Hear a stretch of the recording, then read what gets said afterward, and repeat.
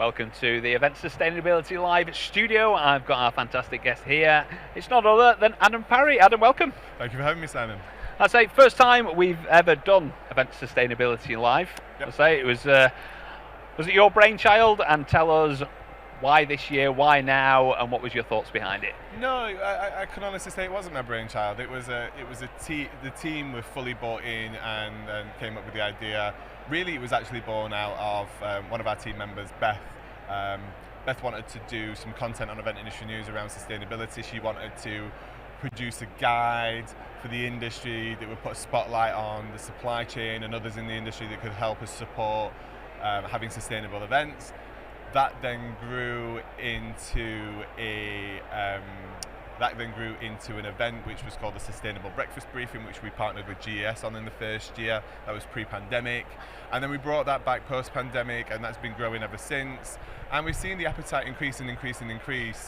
And I think the model for ESL, as we call it, is really to look at collaboration between the industry, collaboration between the sectors, whether that's the festival market, the trade show market, corporates, meeting planners and such, and really learn from each other, because there's everybody approaching sustainability in a slightly different way.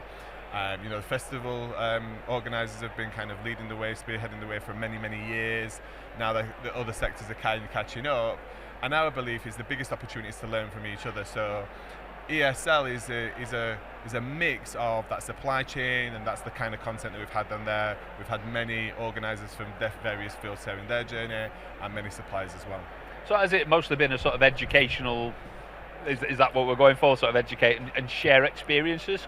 Absolutely, yeah. So case studies, experience, dialogue, conversations, people challenging each other, because that's how we learn. Like, is the way that we've done certain things the best way? Is there a better way? We'll learn out. We're open to learning about that.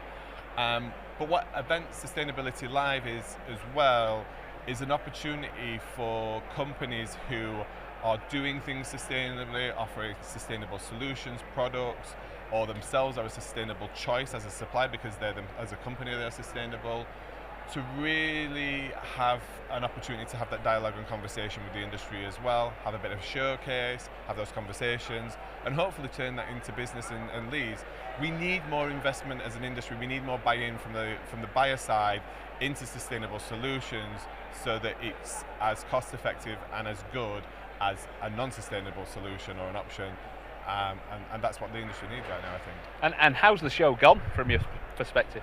I think we might need bigger stages next year. Content stages have been really, really full. Number of sessions for both days, right up until the back end of the day, with standing room only. We've had a number of roundtable sessions which have been really well attended. We've had a number of working groups and associations come in and use the event. We've also had Isla run their AGM as part of the event. Again, a sustainable approach. They were already here, their teams were here, they felt their members would be here, so why not activate on the space and at the same time and hold their AGM here? So that's been a fantastic part of the event as well. So yeah, I mean, the feedback is still to come, and I'm sure there'll be feedback from exhibitors and attendees and speakers and people like that we can take a look after the show. But up to now, everything's looking really positive. Yeah, I'd say I've had a chat with a few delegates, and then also I've had a chat with the team who provided the headsets for it, and they were literally saying we had to bring another 100 headsets over for some of the sessions. So it is, I think, in terms of timings wise, I think you got it spot on. In terms of the stands and the exhibitors we got here, there's enough variety again for a lot of different solutions. And I think we've got to obviously mention that we paired it up with Event Tech Live, that's obviously been super successful, and there's that collaboration approach as well. Just tell us a little bit more about how the two shows integrate together. Yeah, absolutely. So we felt that the most sustainable way to organise this show, rather than organise it independently, was to co-locate it with the existing event. That allowed us to use a lot of the same contractors, the same suppliers, the same supporters, so there was less impact from that perspective. We also believe sustainable business practice as well, right, from the supply chain, both from the ESL side and the ETL side.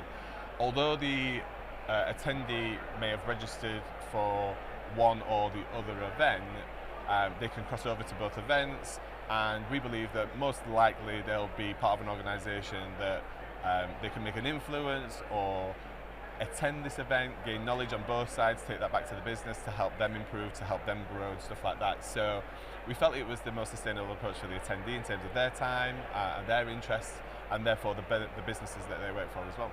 Fantastic. And in terms of moving forward, it's coming back again next year? Absolutely. So the 20th and the 21st of November 2024, we'll be back at the Excel. The shows will be located and set up as they are now.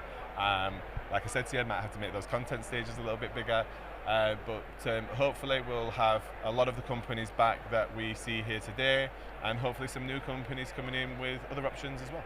Fantastic. And I think from what I've seen in terms of the stages, just how full they have been, as I say, I think this is a massively industry specific problem. I know there's sustainability across it, but I know in the events industry there's a lot of wastage in there. I know we've had sessions on single-use plastics and food wastage.